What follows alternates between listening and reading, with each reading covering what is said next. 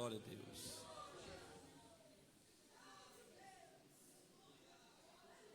Pode adorar a Deus.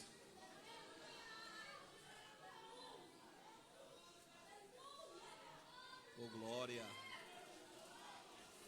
Jesus está aqui, irmãos.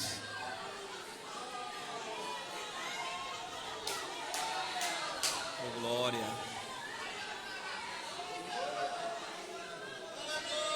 Glória.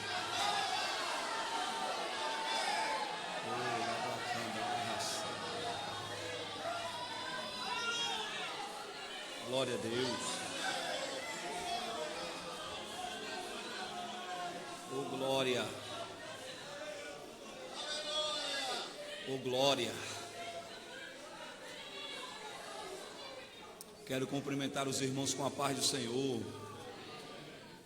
Quero louvar a Deus, irmãos, pela oportunidade de poder estar aqui com vocês, podendo participar desse 10º congresso, setor Rubem, setor do número 1.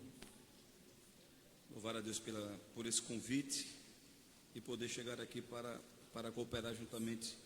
Obrigado. Para cooperar juntamente com todos vocês. Louvar a Deus pela vida do nosso pastor Antônio Ferreira da Silva. Prazer conhecê-lo pessoalmente, pastor Ferreira.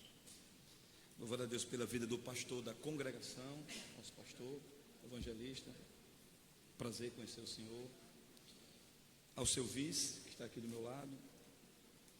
Ao nosso irmão Maciel, muito obrigado. Ao irmão que foi me buscar ali no posto de gasolina, o Wellington, Deus abençoe. Apesar do irmão Bruciliano não estar aqui, mas eu quero deixar o meu abraço para ele e dizer a vocês que é muito bom poder voltar aqui a esse estado. Nós somos aqui do estado vizinho, estado do Rio Grande do Norte. Congregamos ali na Assembleia de Deus, Iaderne. Nosso pastor presidente é o nosso pastor Martim Alves da Silva, quem mandou um abraço para cada um de vocês, tá bom? Nos acompanhando está o diácono José Roberto, da cidade de Pau dos Ferros, uma das cidades que compõem ali o nosso estado. Pastor daquela cidade, presidente daquela cidade é o pastor Hilton Peixoto. Quem trouxe Bíblia?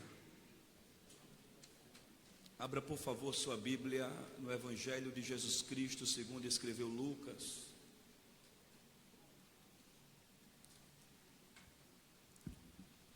Lucas capítulo 5. Para a nossa breve meditação. Evangelho de Jesus Cristo, segundo escreveu Lucas, capítulo de número 5. E aconteceu que, apertando a multidão para ouvir a palavra de Deus, estava ele junto ao lago de Genezaré.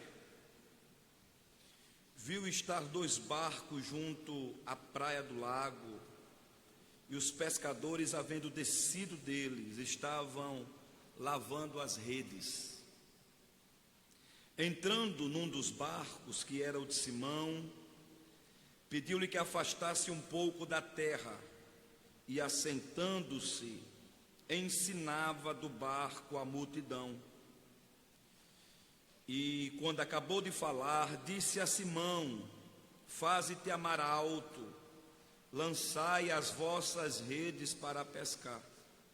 E respondendo Simão, disse-lhe: mestre, havendo trabalhado toda a noite, nada apanhamos, mas porque mandas, ou sobre tua palavra, lançarei as redes.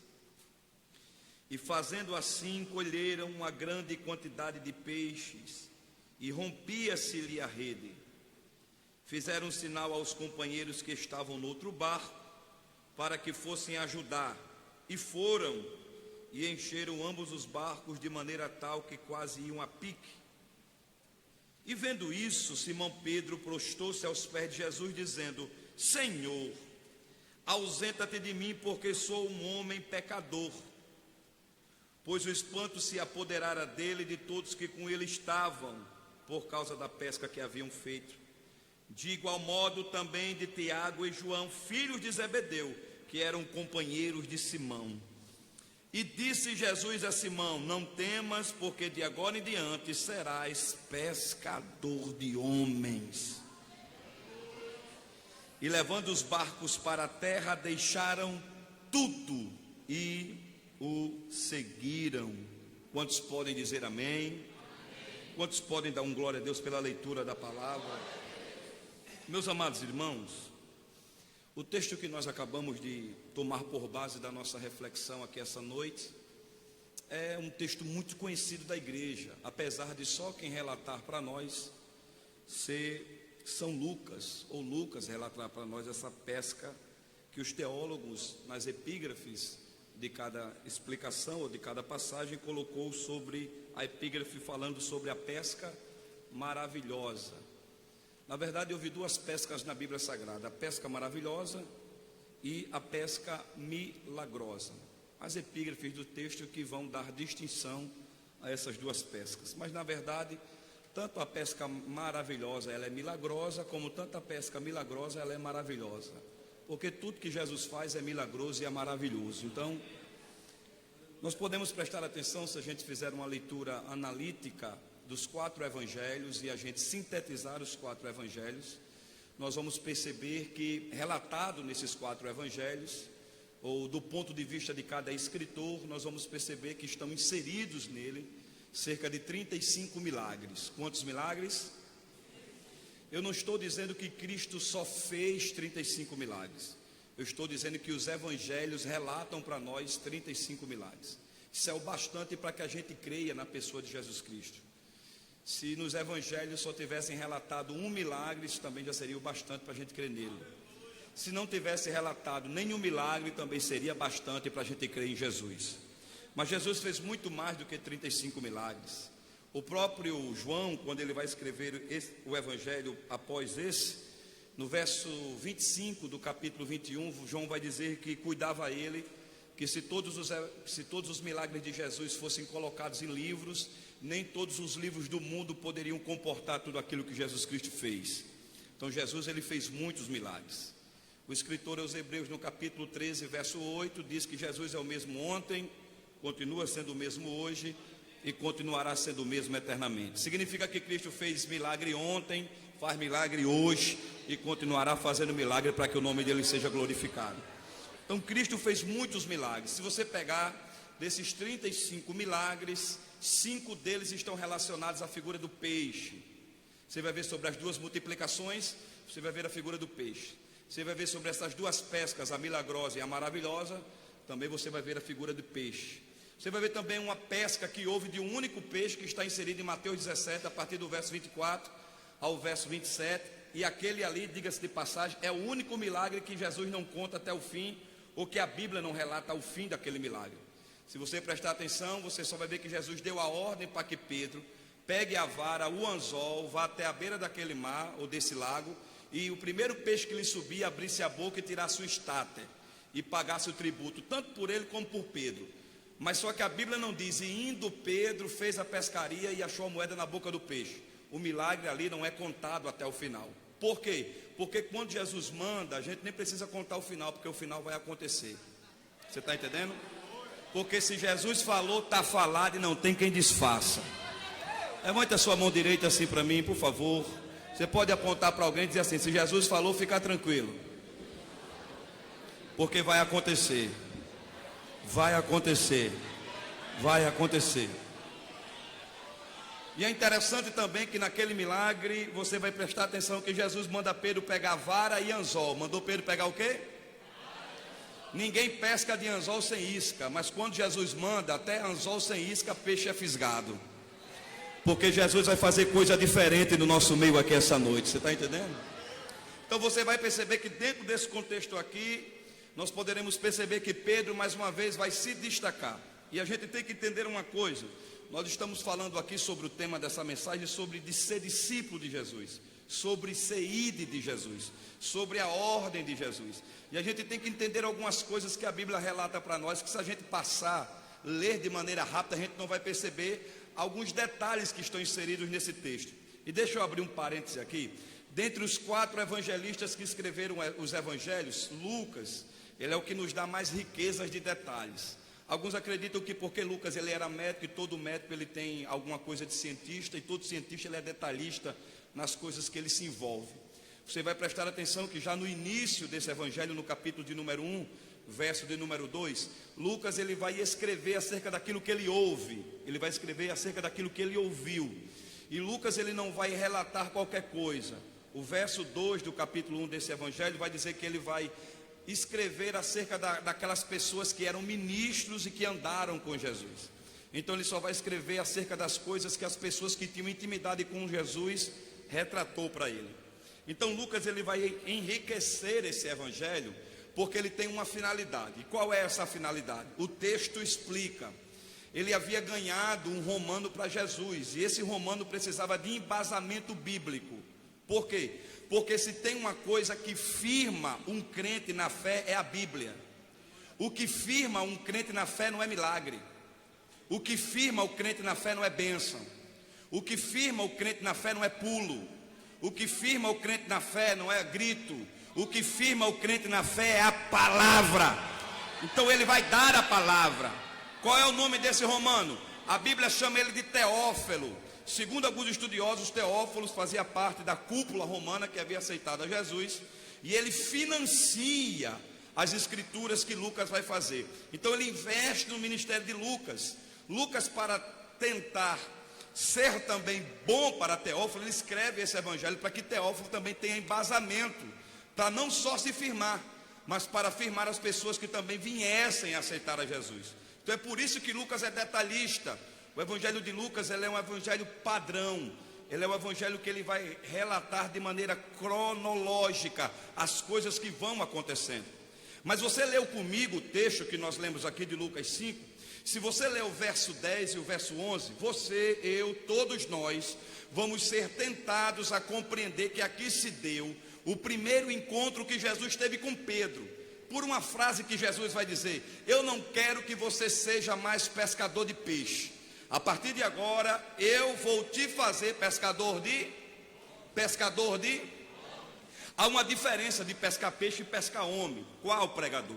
Porque quando você pesca você pesca o peixe vivo, mas depois o peixe morre. E o homem você pesca morto. Não, teve gente que não entendeu, vou falar de novo. Peixe você pesca vivo para depois ele morrer. E o evangelho prega o homem morto e traz ele para a vida, que é Cristo Jesus. Você pode dizer para quem está do seu lado: vida de verdade é só em Jesus, tá? Diga: alegria é só em Jesus, felicidade é só em Jesus, gozo é só em Jesus, paz é só em Jesus, e vida eterna só quem leva para o céu é Jesus.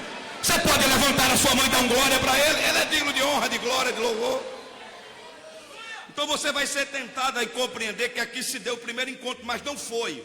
Onde é que está escrito o primeiro encontro que Jesus teve com Pedro? Aí você tem que fazer uma leitura sistemática dos evangelhos. Quando João escreve o evangelho, João vai relatar logo o início ou o princípio. Quando você pega João 1:1, você vai ver que João começa escrevendo assim: no princípio era o verbo, e o verbo era Deus, e o verbo estava com Deus, e tudo que existe, ou tudo que foi feito, não seria feito a não ser se não fosse por ele. Esse princípio aqui, você tem que entender isso. Esse princípio aqui que João escreve no capítulo 1, verso 1, ele é o princípio que é antes do princípio de Gênesis 1. É um pouco difícil de entender, mas eu vou tentar explicar. Por quê? Porque o princípio de Gênesis 1 diz assim, ó: e no princípio criou Deus os céus. Então Gênesis está relatando o princípio daquilo que a gente conhece, de céu e de terra. Só que o princípio que João fala é esse, ó. E no princípio, que princípio era esse? O verbo estava com Deus. Deus tem princípio? Quem foi que criou Deus? Onde foi que Deus surgiu? Qual é a origem de Deus? Isso foge da nossa mente. Por quê? Porque a gente está falando de um Deus que não é eterno. A gente está falando de um Deus que está acima da eternidade. E o que é eternidade? Eternidade é algo que não tem começo e não tem. Então a eternidade é muito grande, sim ou não? Mas a eternidade, ela é filha de Deus. Isaías que disse isso. Então, se a eternidade é grande, Deus sendo o pai dela, quem é maior? A eternidade ou Deus? Então Deus é maior do que a eternidade. Então Deus não foi feito, ou Deus não existe para que a gente o compreenda, porque a nossa mente não consegue compreender Deus. Deus, ele existe para que a gente aceite, e quando a gente aceita, ele começa a revelar as coisas dele para que a gente entenda. Então o princípio de João é maior. Quando você pega, João vai deixar de falar do princípio e vai falar sobre João, o nascimento de João Batista, como João Batista surgiu e o propósito que João Batista foi chamado. E qual era o propósito? Pregar. João Batista tinha algumas mensagens, não tinha muitas, mas João Batista, as mensagens de João eram poderosas. A primeira mensagem que João prega está escrita em Mateus 3, verso 1. E apareceu João Batista pregando na Judeia, pregando: arrependei-vos, porque é chegado o reino dos céus. Arrependei-vos, porque é chegado o reino. Então o que é que saía da boca de João? Reino, vem comigo, reino. Aí você vai ver Mateus 3,13, a Bíblia diz assim, ó, e foi Jesus ter com João. Entenda, não é João que vai ter com Jesus, é Jesus que sai de onde está e vai ter com João. Qual é a maior representatividade do reino do céu? Jesus. Qual é a maior representatividade do reino do céu? João está falando de reino dos, e o reino dos céus se aproxima de, você está entendendo? João abre a boca e fala de céu, aí o céu vem e se aproxima dele. Escuta, João abre a boca, fala de céu, o céu vem e se aproxima de João. Por quê? Porque eu atraio aquilo que eu falo. Tá, eu vou repetir de novo. Tudo que eu falo eu atraio para perto de mim. A pergunta é, o que é que tem saído de minha boca? Porque se eu falo de terra, só a terra se aproxima de mim. Se eu falo de coisas que desagradam a Deus, só coisas que desagradam a Deus chegam perto de mim. Agora, se da minha boca só sai glória a Deus, aleluia, línguas estranhas e palavras, o céu se aproxima de mim. Então é fácil identificar, porque quanto mais João falava de céu, mais Jesus se aproximava dele, sim ou não? Então eu posso identificar qual a distância Jesus está de uma pessoa por aquilo que ela fala. Eu vou explicar de novo, tá? Para você não sair confundido. Você pode olhar para alguém e perceber se Jesus está perto dessa pessoa ou não por aquilo que ela fala. De leve, para não machucar e não constranger, cutuca assim teu irmão e diz assim: o que é que tu tem falado esses dias?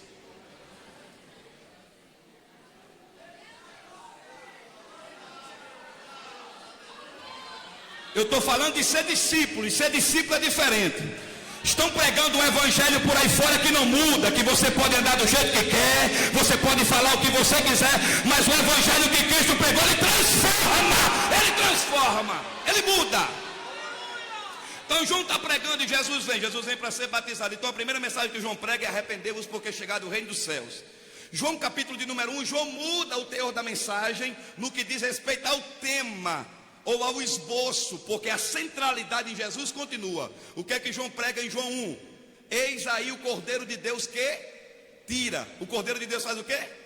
Porque o Cordeiro do Antigo Testamento, que era imolado, que o sacerdote imolava, espangia o sangue sobre a tampa do propiciatório e fazia com que isso, o sangue desse cordeiro ou desse animal, ele só cobria o pecado, mas no outro ano tem que ser feito outro sacrifício e assim sucessivamente. Mas o sangue de Jesus não cobre. O sangue de Jesus, porque é perfeito, é um sangue puro, imaculado, é um sangue que resgata, é um sangue que transforma. O que sabão homo não faz, o sangue de Jesus faz. O que a água marilena não faz, o sangue de Jesus faz. Porque a sabão homo e água marilena não desencarde nem roupa. Agora o sangue de Jesus tira a marca do pecado de qualquer pessoa. Olha o que João escrevendo na sua primeira epístola, capítulo 1, verso de número 7, João diz assim, ó: se andarmos na luz, como ele na luz está, e tivermos, sem comunhão não dá, mas se tivermos comunhão com quem? O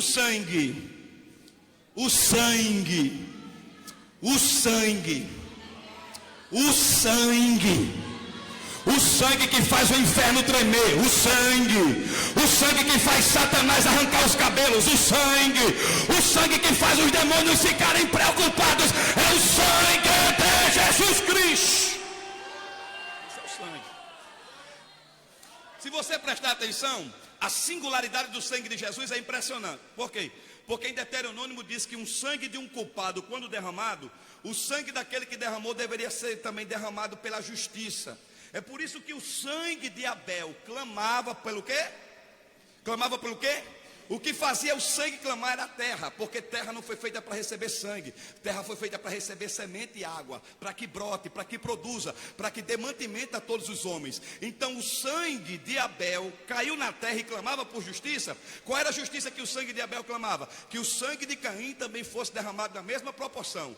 Então vários sangues caíram pela terra, até porque a história da terra é uma história que vem sendo formada de guerras em guerras. Mas é interessante que na cruz do Calvário, quando Jesus dá o brado, João 19:30, Pai, está consumado, e a última gota de sangue de Jesus cai no chão, a terra ela não faz aquele sangue clamar. Por quê? Porque a terra só fazia o sangue clamar quando era um sangue de um culpado. Quando o sangue de Jesus cai, a terra vai examinar e dizer assim: esse aqui não tem uma culpa sequer.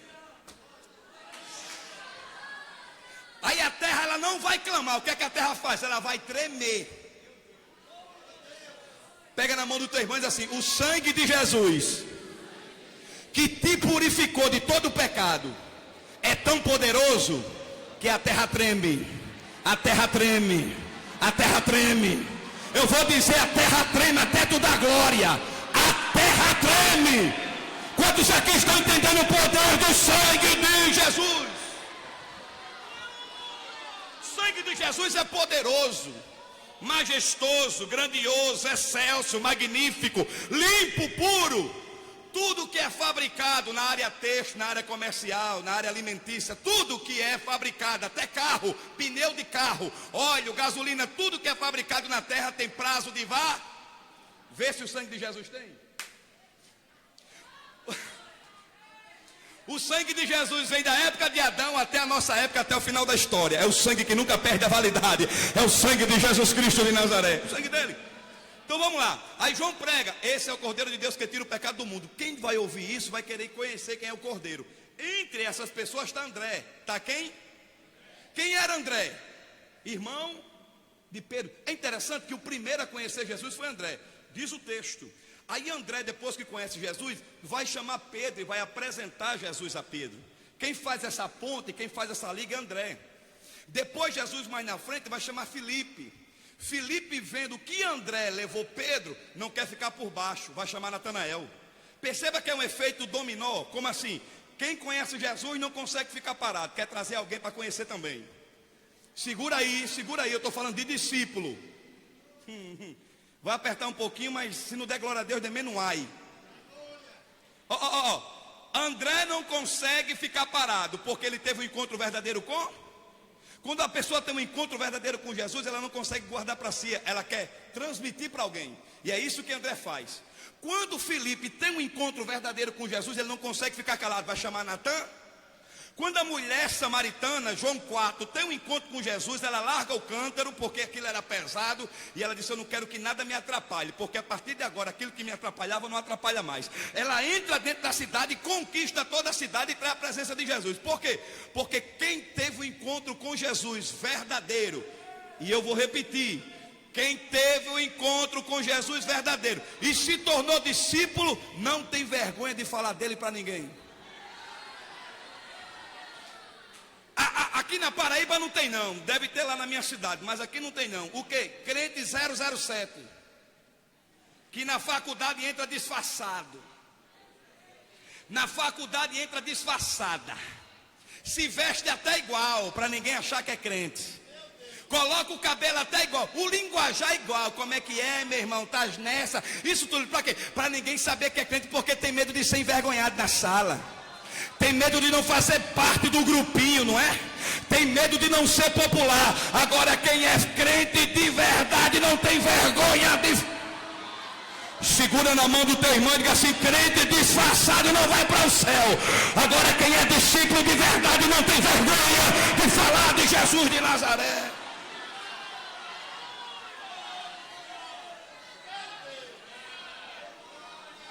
Pois é. Aqui estão os primeiros discípulos. Jesus vai mudar o nome de Pedro. Pode ver. Jesus vai dizer assim: Simão, não se chamarás mais Simão, Simão filho de Jonas. Aí dependendo da versão, umas versões diz filho de Jonas, outras versões diz filho de João. Depende da versão. Mas Jesus vai mudar o nome de Pedro. Se chamarás Cefas, que no original grego é Pedro, que na etimologia da palavra é pedra pequeno, pedregulho, faísco de pedra. Aí você pode escolher os adjetivos. O que Pedro nunca foi e nunca é rocha. Sabe aquele negócio que a igreja seria edificada em Pedro, sabe, dos primos? Não tem nada a ver não. Nada a ver. Ali é Jesus dizendo assim, ó: sobre esta rocha, ele mesmo, edificarei a minha igreja, e as portas do inferno não prevalecerão. Agora, por que Jesus associa essa palavra a Pedro? Porque o que sai da boca de Pedro é o que faz Jesus confirmar onde a igreja vai ser alicerçada. Pedro diz: tu és o filho do Deus vivo. Jesus vai dizer: não foi carne nem sangue que te revelou. Sobre isso que tu acabou de dizer, que eu sou filho do Deus vivo, a rocha é sobre a minha igreja, vai estar sobre mim, e as portas do inferno jamais prevalecerão contra ela. Jesus é o alicerce da igreja. Então você vai perceber que a partir daquele momento, Pedro teve um encontro com Jesus. Era para Pedro seguir Jesus, sim ou não? Mas ele não segue. Jesus novamente vai até o encontro de Pedro. Onde é que está escrito isso? Lucas capítulo de número 4, a partir do verso 35. Jesus entra dentro da sinagoga da Galileia. Eu estou correndo por causa do tempo. Lucas entra na sinagoga da Galileia. Jesus entra na sinagoga da Galileia, prega uma mensagem. Ao sair da sinagoga, lhe comunicam que uma mulher está enferma. Quem era essa mulher? O texto diz no verso 38, a sogra de Pedro. Jesus entra na sogra de Pedro e cura a sogra de Pedro. E é interessante que o verso diz assim, ó: e Jesus erguendo-a pela mão, a febre, ou em outras versões diz, e a enfermidade a deixou, e ela automaticamente começou a servir. Começou o quê? Entenda então que a sogra de Pedro conhece Jesus depois de Pedro, mas entende o chamado dela primeiro do que Pedro. Porque Pedro, esse tempo todinho, ainda não entendia que Jesus tinha uma chamada na vida dele. Tem gente que demora. Tem gente que, se você perguntar para eles assim: você sabe qual é o propósito dele na sua vida? Não sei. Tem que saber. Por que você tem que saber? Porque se você não saber o que Jesus tem para a sua vida, você pode enveredar pelo ministério qual Deus não te chamou. Aí onde surge a frustração, decepção. E tem gente que se decepciona consigo mesmo, e se decepciona por causa das suas escolhas, e depois quer colocar a culpa na igreja, quer colocar a culpa no pastor. Aí sai por aí, se afasta, vai para fora e ainda sai criticando. Sai criticando porque não entendeu qual foi o chamado de Deus na sua vida. Porque quando você compreende o chamado de Deus na sua vida, pode vir luta, pode vir prova, pode vir tempestade, mas você está firmada na rocha de Jesus Cristo de Nazaré. Então, por Pedro não compreender o que Cristo tinha para ele, o que é que ele vai voltar a fazer? Ou vai continuar a fazer? Pescar. Irmão, você tem que entender isso. Se Jesus teve encontro com Pedro em João 1, em Lucas 4, não era para Pedro mais estar pescando não, era para Pedro estar com quem? Jesus. Só que tem gente que não consegue entender, demora a entender. Aí olhe para cá. É por isso que a pesca se frustrou.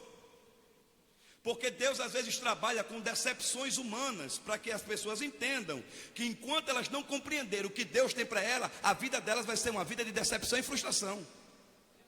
É isso que você tem que entender. Quando Pedro sai para pescar, você tem que entender que ele é pescador profissional, ele sabe a noite certa que vai pescar. Pescador profissional sabe qual é o barco que vai usar. Pescador profissional sabe a rede que vai usar. Pescador profissional sabe tudo, sim ou não?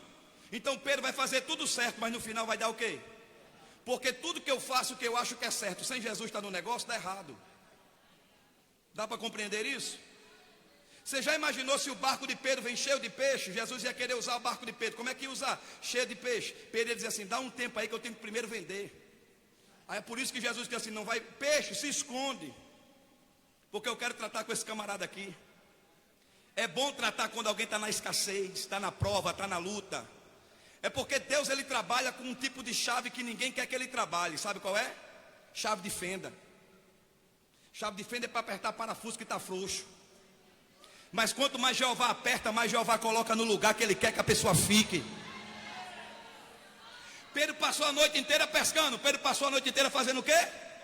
E ele apanhou o quê na rede? Ele apanhou o quê? Se eu disser a você que a rede de peixe, que a rede de Pedro trouxe alguma coisa, você não vai se escandalizar não? Que é isso, pregador? A rede de Pedro trouxe alguma coisa? Trouxe, é só ler o texto. Pedro foi fazer o que com os pescadores? Lavar as. Então a rede de Pedro trouxe o quê? Sujeira. A única coisa que eu consigo atrair para perto de mim quando eu estou longe de Jesus é o quê? A única coisa que encosta perto de mim quando eu estou longe dele é o quê? A única coisa que rodeia-me quando eu estou longe dele é o quê? Porque perto dele é santidade, santificação, pureza, renovação. Você está entendendo isso? Você tem que compreender, irmão, o que está escrito no texto. Olha o que a Bíblia vai dizer. E os pescadores havendo descido, os pescadores haviam o quê? Para fazer o quê?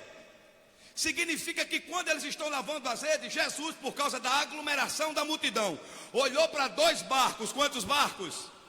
Se você já teve a oportunidade de estudar o comentário de Champlin, você vai ver que Champlin vai dizer que havia 4.000 barcos na beira daquela praia. Quantos mil barcos? Mas só que o texto vai dizer que tinha quantos? Quando Lucas diz que tem 2, ele está dizendo que Jesus poderia escolher. Aí a Bíblia diz, e escolheu de Simão. Jesus escolhe o de Simão justamente porque o barco de Simão está vazio. Porque Jesus não entra em barco cheio. Tá, eu vou te explicar. Aqui não tem não na Paraíba, tem no Rio Grande do Norte, barco muito cheio. Qual? Só ele sabe. Só ele tem. Só ele é. Se Deus não me usar, não usa ninguém. Se eu não for usado por Deus, Deus não fala com ninguém. Aí é cheio de soberba, cheio de altivez, cheio de orgulho. Não dá até a paz do Senhor assim, ó. Senhor, de longe. Nem abraça para não pegar, é todo cheio de mimimi. Aí Jeová olha assim, que barco cheio de coisa. Nesse tipo de barco eu não entro porque está cheio. Agora quando ele encontra um barco que diz assim, eu não tenho, mas tu tem. Eu não posso, mas tu pode. Eu não sou, mas tu é. Levanta as 2 mãos para cima. Coloque a mão no ombro desse irmão que está do seu lado com gentileza e carinho e pergunta, que tipo de barco é o teu? Vai deixar Jesus trabalhar ou não vai? Vai deixar Jesus fazer ou não vai? Vai deixar ele tomar conta ou não vai?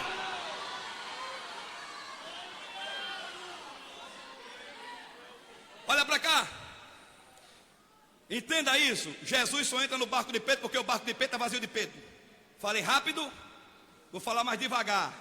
Jesus só entra no barco de Pedro porque o barco de Pedro está vazio de Pedro. Enquanto o teu barco estiver cheio de você, ele não entra.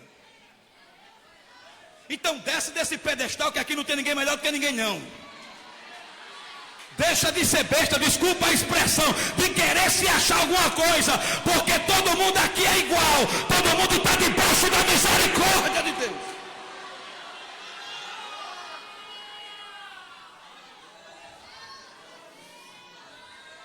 Sabe esse negócio de querer ser alguma coisa? Isso é complicado. Isso tem derrubado muita gente. Então olha, você tem que entender uma coisa. A gente só é o que é porque Jesus entrou. Se ele não tivesse entrado. Agora uma coisa que me chama a atenção é porque Jesus senta no barco de Pedro para ensinar. Diga comigo, ensinar. Não está fraco, diga ensinar. Olha para cá. Aí Jesus vai dizer uma coisa a Pedro. Se Jesus entrou para ensinar, irmão, está aqui na Bíblia. Ó, a Bíblia é Bíblia, o resto é gibi. Ó, entrou no barco e disse assim, ó, afaste o barco um pouco da terra. Da onde? Da onde? Afastar o barco porque Jesus quer então significa que quem está dentro do barco com Jesus é Pedro. Então se Jesus vai ensinar do barco, você tem que entender isso, olha para cá. Se Jesus vai ensinar do barco a multidão, e se Pedro está dentro do barco com Jesus, e o barco se afastou da terra, qual é o primeiro a ouvir os ensinamentos que Jesus vai dar? Sabe por quê? Porque tem gente que para entender o que Jesus fala, tem que pegar o barquinho e afastar da terra. Tá, eu vou te explicar melhor para ver se o glória a Deus melhora. Tem muita gente que está ligado demais na terra. Aí está tão ligado na terra que não consegue ouvir a voz do céu. É ou não é? Tem gente que se você perguntar assim, ó, abra sua Bíblia no Salmo 23, ele vai para a harpa. Agora pergunta em que capítulo da novela está, que ela diz. Por quê? Está ligado demais na terra. Tem gente que se você perguntar, Paulo escreveu em 1 Coríntios, ele vai dizer Coríntios 2, Palmeiras 1. Por quê? Está ligado demais na terra. Tem gente que está tão ligado na terra que não consegue mais ouvir Deus falar.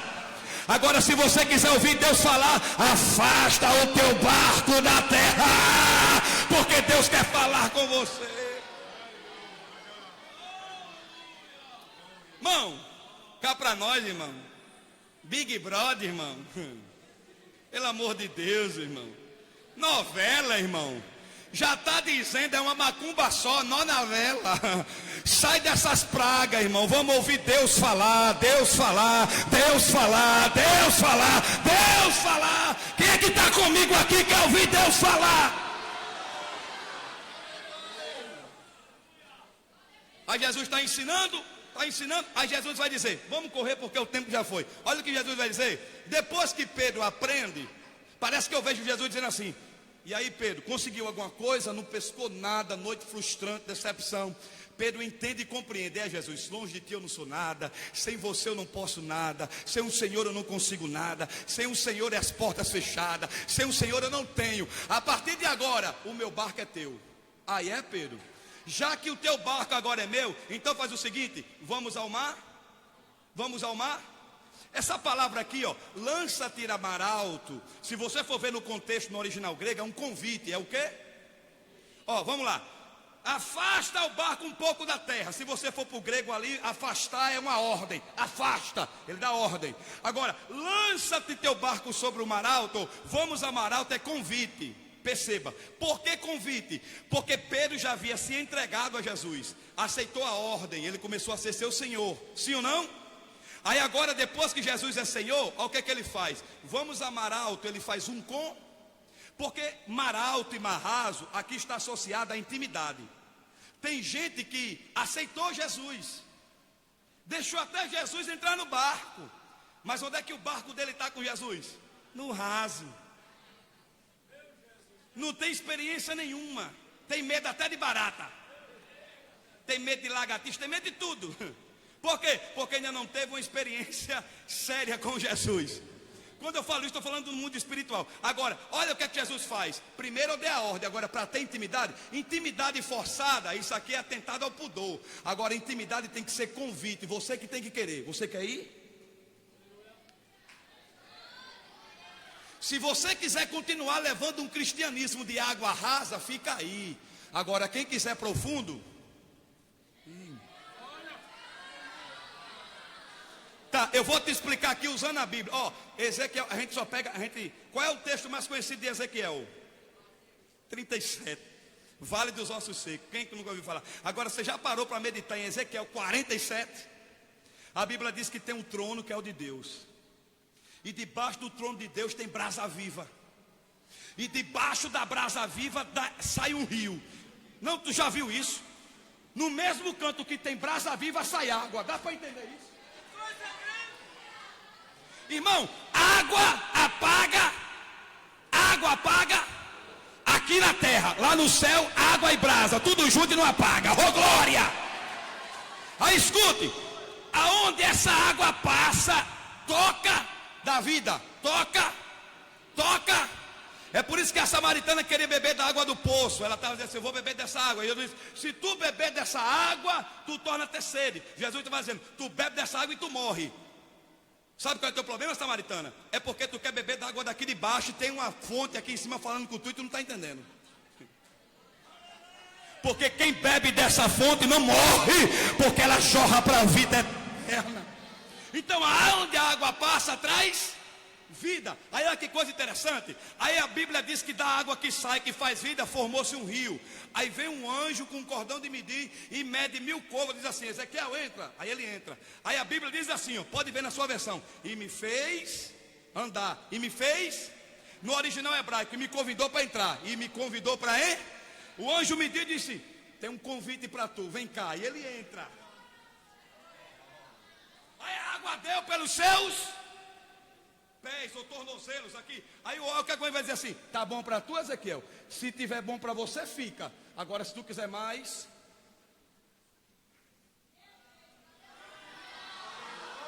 Ezequiel, crente pentecostal que nem da Paraíba, digo: eu quero é mais. Entrou, a água deu no joelho. Ezequiel disse: oh, coisa boa.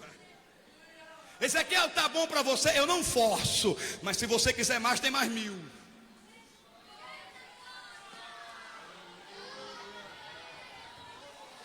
Ezequiel entra, a água deu no lombo. Ezequiel, oh glória, aqui está mais gostoso. Já estou sentindo o mover de Deus, já estou vendo algumas coisas. Já estou até marchando, oh glória. Já estou até tendo revelação. oração, já falar em línguas estranhas. Aí Deus vai dizer, se tu quiser mais, eu sempre tenho mais. Quer andar? Mais 1000. Vem.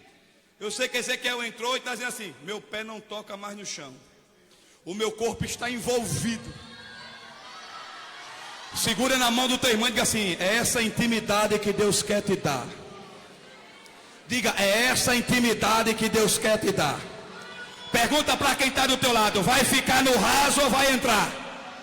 Vai ficar no raso ou vai entrar? Vai ficar.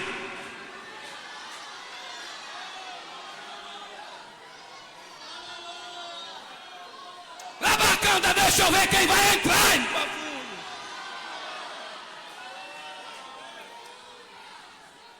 Irmão, perceba, profundo é lugar de milagre. Profundo é lugar de quê? E todo milagre cria-se um relacionamento, uma experiência. É lá no fundo, não no raso, no fundo, que Deus vai dizer assim, ó, lança as redes. E eu acho lindo isso aqui. Você tem que entender, é o verso 5. Como assim, pregador? Jesus disse assim, ó, lançai as redes. Pedro vai dizer assim, Senhor, olha o que Pedro disse, você tem que entender isso. Senhor, nós trabalhamos toda a noite e nada apanhamos, mas tem o mais, sobre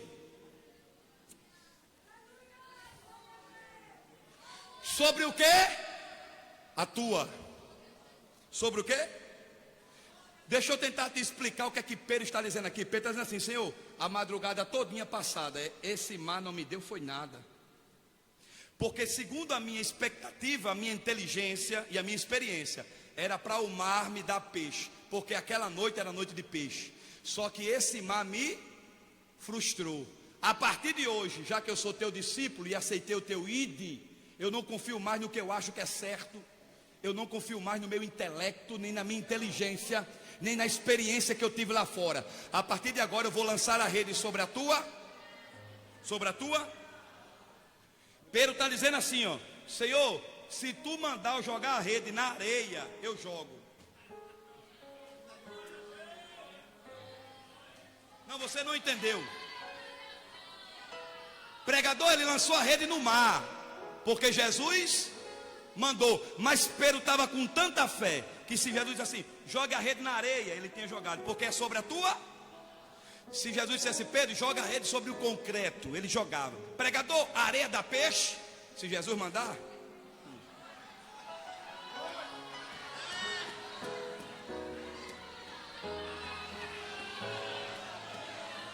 O milagre é pela palavra, irmão. Quem acredita em profecia, assim diz o Senhor. Quando começares a creres na minha palavra incondicionalmente, vai ter pesca maravilhosa na tua casa. Vai ter pesca maravilhosa na tua família. Aqueles peixes que tu acha que não vão entrar na minha rede, eu vou pescá-los. E vou mostrar que eu sou Deus na tua vida e serei glorificado na tua história. Assim diz o Senhor.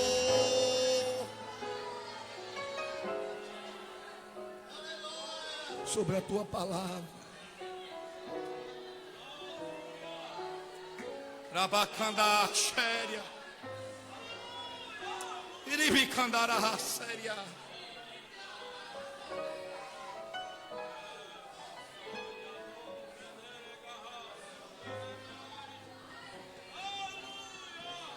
Sobre essa palavra.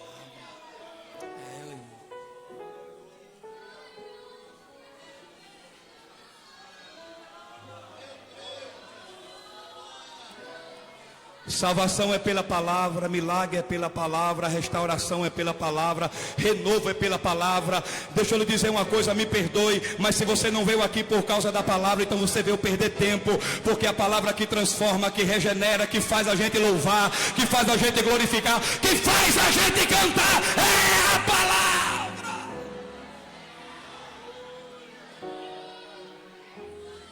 Olha o que o texto diz. Fazendo assim como Jesus mandou. Colheram.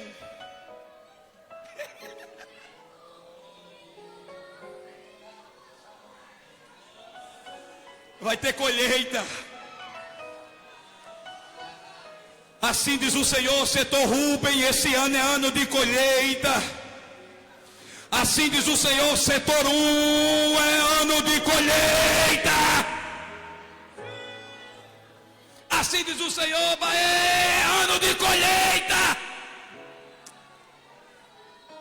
Colheram uma grande quantidade de peixes, ao ponto que a rede começou a se romper. Verso 7. Fizeram um sinal para os seus companheiros. É interessante, porque os companheiros estavam aonde? Em outro barco. Escute isso. O outro barco me dá alguns ensinamentos. Como assim, pregador? O outro barco sofreu a mesma frustração. O outro barco sofreu a mesma decepção. Mas o outro barco não saiu da beira. Fácil é quando Jesus pega o nosso barco e quer usar.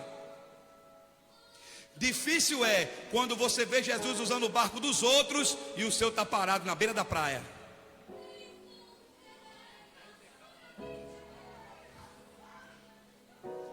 Difícil é quando você vê Jesus usando o barco dos outros para ensinar e o seu ancorado na beira da praia.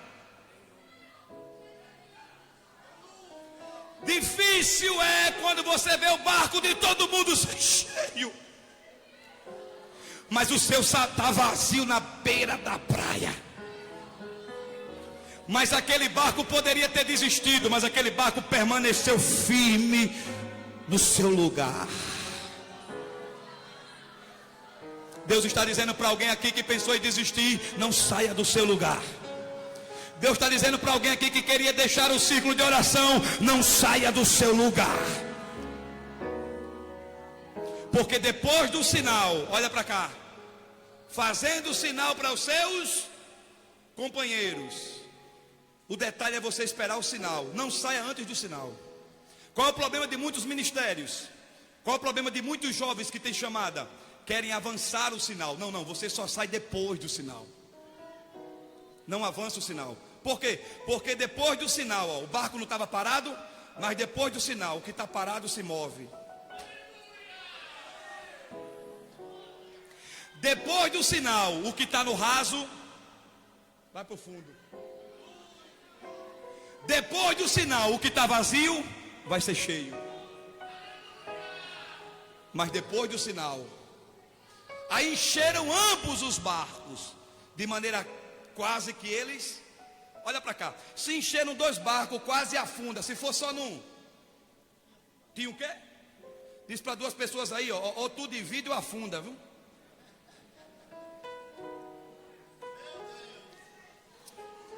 Deixa eu entregar um negócio aqui que Deus colocou agora. Desceu um fax. Desceu um fax do céu agora. Não, o céu o céu não, fax não, e-mail. O céu é. Desceu um e-mail, irmão. Deus te abençoa para tu ser bênção. Deus disse a Abraão: eu te abençoarei. Mas no capítulo 15 Deus disse assim: ser tu uma é a finalidade de Deus abençoar, você ser bênção. Jesus ensinou isso, irmãos, nós devemos aprender isso. Jesus ensinou isso na oração do Pai Nosso, Mateus 6. Jesus vai dizer assim, ó: Pai Nosso que estás no céu. A primeira coisa que é nossa é o Pai. O Pai não é só teu nem meu não. O Pai é nosso. Pai Nosso que estás no céu, santificado seja o vosso nome. Venha a nós o vosso reino. Seja feita a tua vontade assim na terra. Pão. Segunda coisa que é nossa é o pão. Diz para alguém aí: o pão não é só teu não. O pão é nosso. A terceira coisa que são nós, Jesus disse assim: perdoai os vossos. Interessante que quando chega, Jesus disse: o pão, o Pai é nosso. Pai é nosso. O pão é nosso. Mas quando chega no pecado, os vossos, não meu, eu não tenho. Diz para quem está do teu lado assim, ó: o Pai é nosso. O pão é nosso. E cada um aqui tem pecado. Para ninguém olhar para o pecado de ninguém. Porque quem perdoa o pecado de todos é eu. Então o pão é nosso. Quando a gente divide, vem mais. Por eles dividir, eles conseguiram chegar na beira da praia. Quando Pedro viu aquela maravilha, e eu confesso que aqui eu encerro, Pedro vai chegar perto de Jesus e dizer: Senhor, eu compreendi tudo isso, mas afasta-te de mim, porque sou um homem pecador. Sou um homem o quê? Entenda, olhe para cá, que isso é de fundamental importante, que eu dei essa rodeia toda nem para chegar aqui. Pedro está confessando que ele é pé. Isso aqui é o primeiro passo para alcançar a graça de Deus. O que? Confessar. Porque quando você confessa, é sentimento que você se arrependeu. Pedro está dizendo assim: afasta-te de mim, que sou homem pecador. Pedro está dizendo assim: eu não mereço as tuas bênçãos, eu não mereço a tua presença, eu não mereço tu entrar no meu barco, eu não mereço tu entrar na minha vida. Senhor, afasta-te de mim, porque sou homem pé. Jesus está dizendo: Pedro, se tem uma coisa que eu não gosto em você, são os pecados, mas eu amo o pecador. Pedro, deixa eu te dizer uma coisa: os teus pecados confessados não me afastam de ti, os teus pecados confessados fazem com que eu me aproxime de ti. Oh Deus, porque eu quero transformar a tua vida, a tua história, quero transformar a tua casa, quero mudar o teu destino. Tenho uma proposta para te fazer. Quero te fazer pescador de homens. Jesus estava dizendo: eu tenho um ministério para você, eu tenho uma chamada para você. Eu não quero que você seja uma pessoa qualquer, eu quero que você se torne meu discípulo. Com a permissão do nosso pastor, vamos ficar de pé.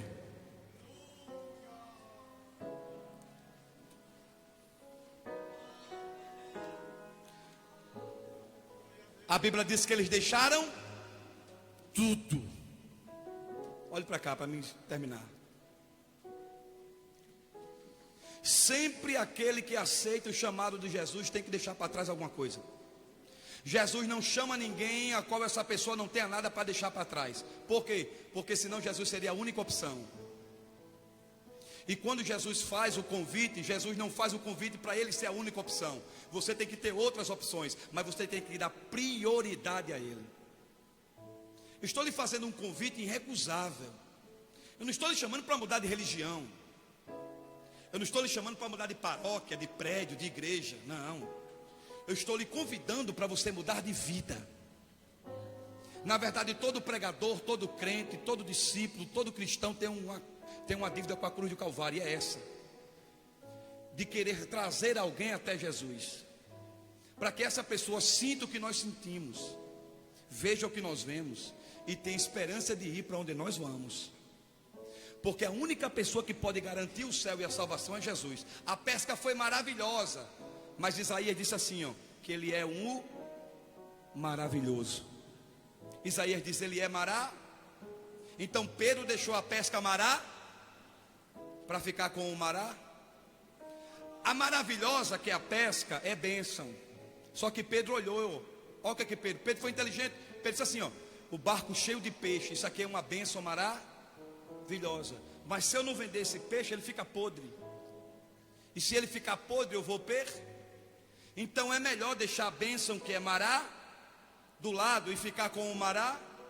Porque com o maravilhoso tem bênção segunda, tem bênção terça, tem bênção quarta, tem bênção quinta.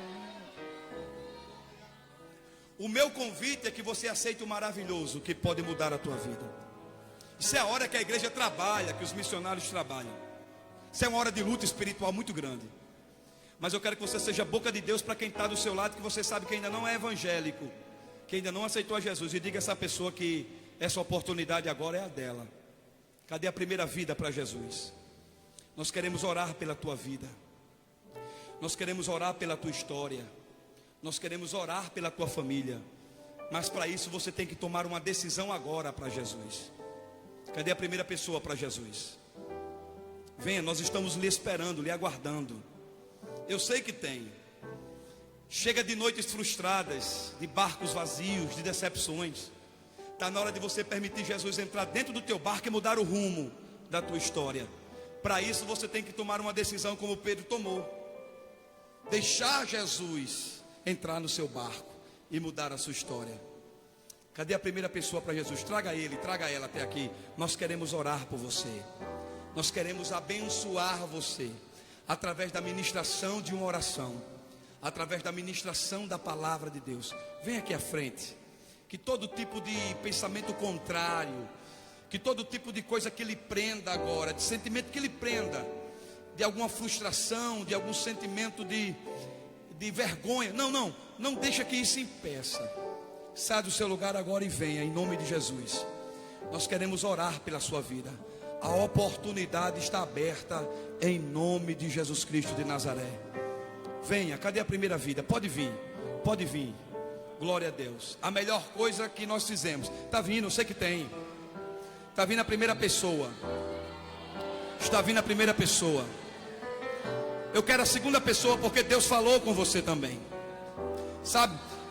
A verdadeira coragem é essa, de dar as costas para o mundo. Entregar a nossa vida a Jesus. Isso é que é fé. Isso é o que muda, isso é o que o transforma.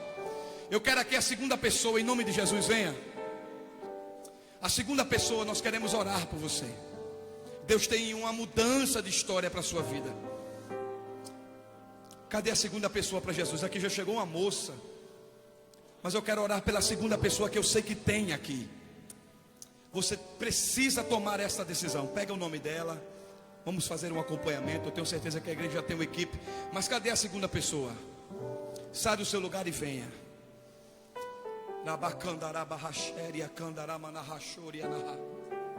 Deus quer mudar a tua vida e a tua história. Deus quer entrar dentro da tua casa através de você, sabia? Você sabia que a mudança da tua casa pode começar por você? A sua casa que às vezes vive em conflito, vive em guerra, vive em confusão, e você já está dizendo: Deus, eu não aguento mais, muda esse quadro. Aí Deus está dizendo: quero mudar através da tua vida, quero mudar através de você. Eu quero que você seja meu canal lá dentro. Então tome uma atitude, porque o que muda a vida do crente, o que muda a vida de uma pessoa, é ouvir e dar credibilidade àquilo que foi ouvido, e em cima daquilo que foi ouvido, tomar uma decisão. Eu sei que tem pessoas aí que precisam entregar a sua vida a Jesus e querem, mas que todos está vindo. Eu sei que tem, irmãos. Está vindo a segunda pessoa para Jesus.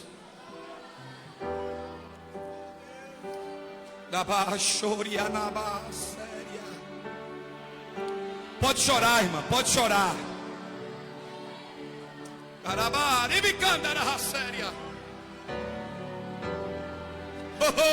Eu estou sentindo a presença de Deus aqui.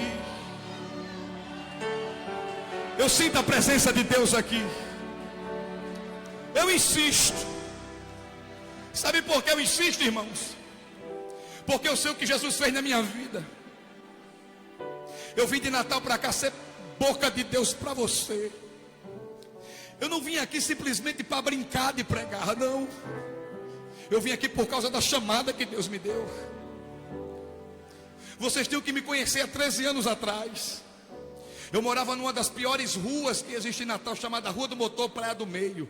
Eu era traficante, irmãos. Eu era pessoa envolvida com droga, com assaltos. A minha mãe um dia disse para mim: eu desisto de você, garoto. Depois da 12ª entrada na delegacia de menor, eu era um delinquente. A minha mãe, coitada, deu as costas para mim também, depois de tantas frustrações. Qual é a mãe que cria um filho para ser um marginal? Me diga! Mas o salmista disse: porventura uma mãe que amamenta o seu filho poderia se esquecer dele? Todavia o Senhor jamais o abandonará. Tive encontro com Jesus, ele mudou a minha história. Está vendo a terceira pessoa? Deus, oh meu Deus.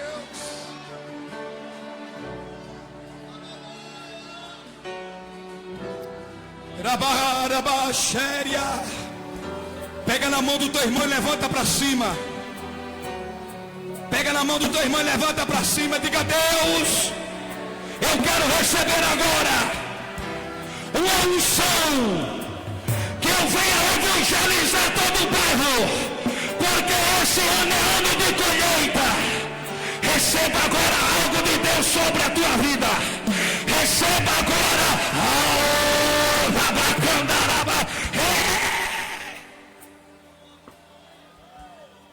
Está descendo algo de Deus aqui. Quarta pessoa, venha, eu vou entregar o microfone.